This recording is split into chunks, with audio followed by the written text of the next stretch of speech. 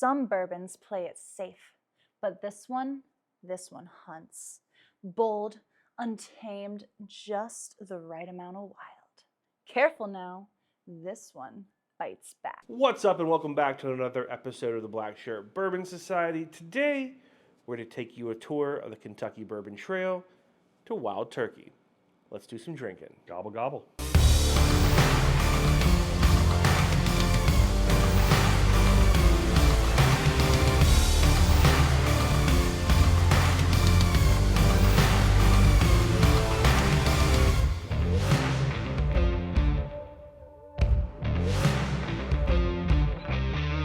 A name that everyone has heard, Wild Turkey.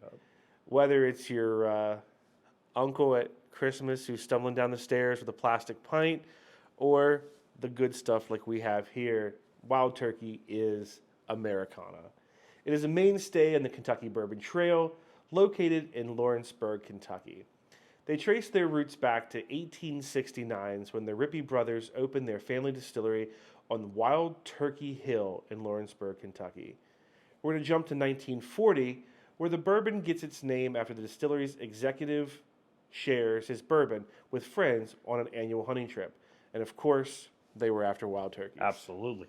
And then in 1954, a name that everybody would recognize within bourbon, the Master Distiller Jimmy Russell joined Wild Turkey. He learned his craft and becomes the third in line of Master Distillers. That includes the second Master Distiller, Bill Hughes, and Ernest Ripley, which was the original distiller. It's one of the only distilleries out there who's not using genetically modified grains in their bourbon. And another uniqueness for the Wild Turkey is they use a number 4 alligator char, which gives them definitely a unique Wild Turkey flavor. When we were out there in Kentucky, we did one of their premium bourbon tastings and got to taste a whole bunch of these products that we're going to taste here, including this Russell 10 as well as the Russell 13. So let's talk about that char just a little bit more. Yeah. So when they char a barrel, they burn the inside and it goes from 1 to 4. So a lot of people use either a 3 is kind of the most common, but number 4, what they call alligator char, alligator skin, it's burned so much that the wood actually looks like alligator skin, and it gives it a ton of flavor.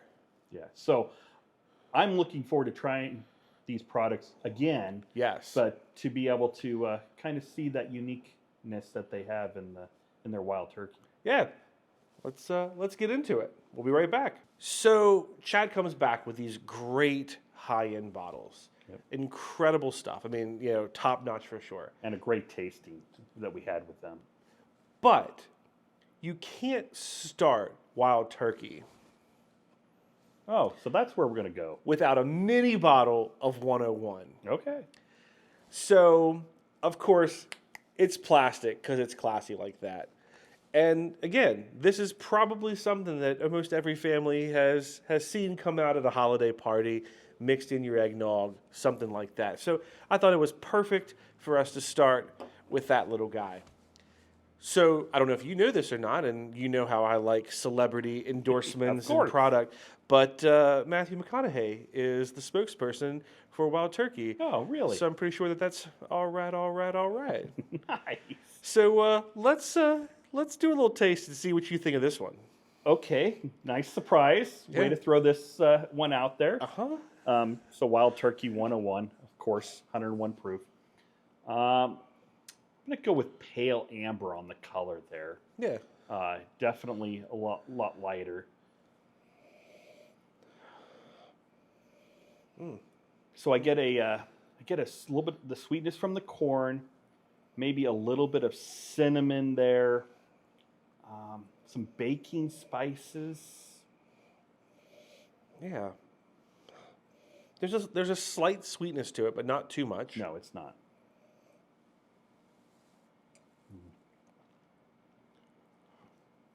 Well, that's 100 proof. It is 101 proof. Oh, 100. But we'll go with the cinnamon, very pronounced there. Maybe a little bit of nutmeg. There might even be a little bit of another nut there, maybe like a pecan. Yeah. So, okay, I said that, or I was talking about this, about the, there was a little bit of like a bitterness. And you know what it is? It's the skin of the pecan. You know, has that little bit of a funky bitter. I think that's what it is. I think you hit that right on the head. Okay. Yeah.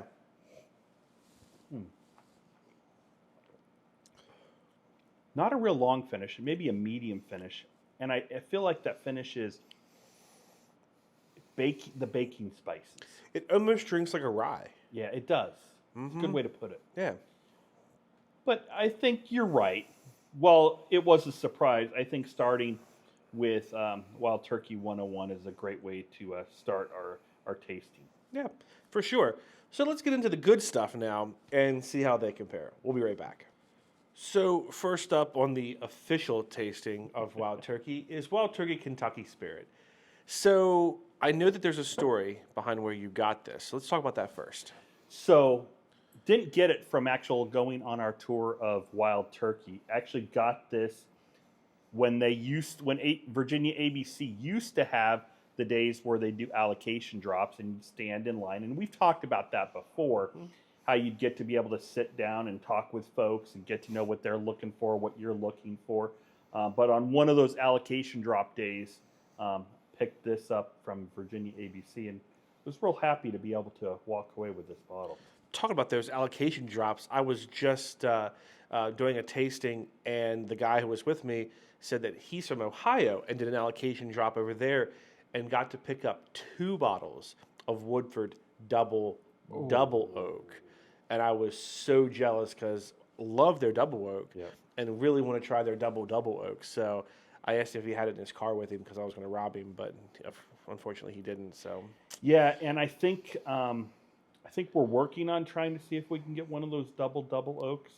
And I think one of these days we should probably talk about how some of these bottles have been acquired, from different places, either ABC, and there's actually some auction sites as well where you can pick up some of these bottles. Yeah, I think that would make for a great informational episode about where you pick up your bottles, which I think that might lead us into our question for this episode of where is your favorite place to acquire your bottles? Your local brick and mortar, online like Preet Barrel and other places like that. Flaviar, auction sites like Unicorn. Oh wait, should I have said that now? Oh, is that your secret? Oh, sorry guys. Not my secret, but it is. It's a good secret to know. Or even just distilleries themselves. So where do you pick up your bottles from more often than not? So let's get back into this guy. Yep. So all these bottles of Kentucky Spirit are individually chosen by the Master Distillers Jimmy and Eddie Russell. So each bottle bears a distinct date, warehouse, rick, and barrel number. So reading this one here, this was bottled in January of 2024. It was bottled 2090. It was stored in warehouse TYG. I guess when you have so many warehouses, you have to give them 3-letter identifications because, 2's just not enough. And it was in rick number 41. So, that gives you a lot of information and, you don't really know where any of this is, but it's cool that it gives you some information because this same bottle in a different location, a different rick, could be a completely different taste. And we know that for a fact. Oh, absolutely. So that makes it kind of cool. It is the genuine single barrel bourbon, aged between 8.5 and 9.5 years. And it is one of their precise measures of limestone filtered water to obtain that ideal 101 proof. Which I think is kind of the Wild Turkey thing. Yeah. So let's give her a taste. So I think this is, if I look at it, go with, I think it's still pale amber. Yeah, there's not a whole lot of color change. No. Yeah. So on the nose, I get a lot of oak. I get a lot of vanilla, maybe a little bit of caramel. Yeah. Oh, definitely a lot of oak.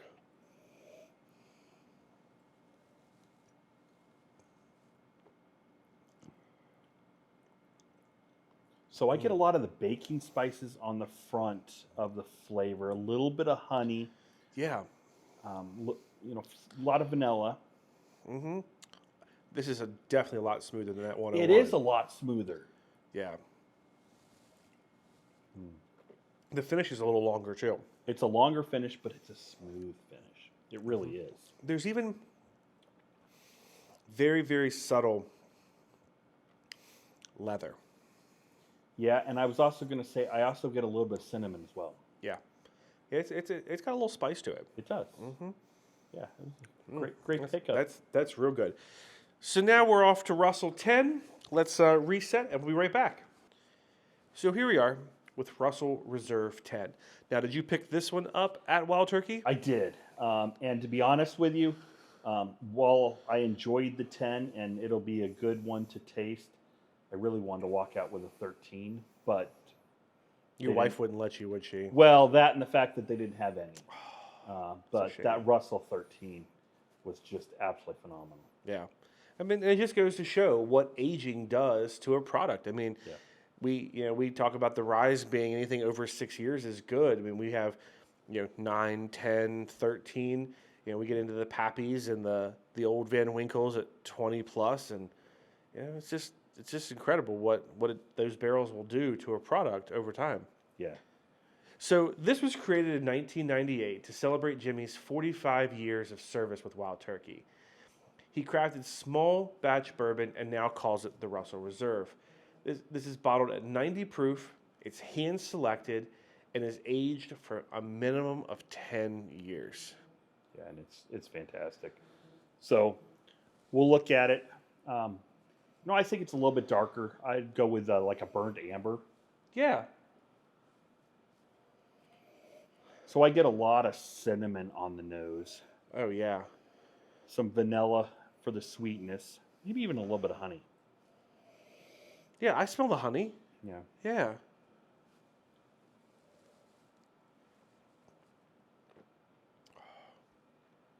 That's even smoother. It is. It's nice and smooth.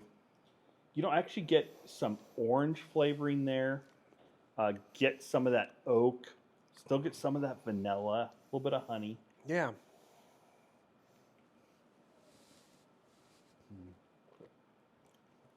Maybe a little clove. A little bit of clove, yeah. It is a longer finish. Definitely. But it's actually more of a complex finish as well. Yeah. Yeah. Those flavors definitely linger on the finish there. Yeah. No, that was good. Wild Turkey did not disappoint with the offerings. Even the little baby bottle of 101 was kind of a unique flavor and something that I had never had before. But glad we got a baseline to try these higher end products. Yeah. Overall, very good. Yeah, it was a great visit.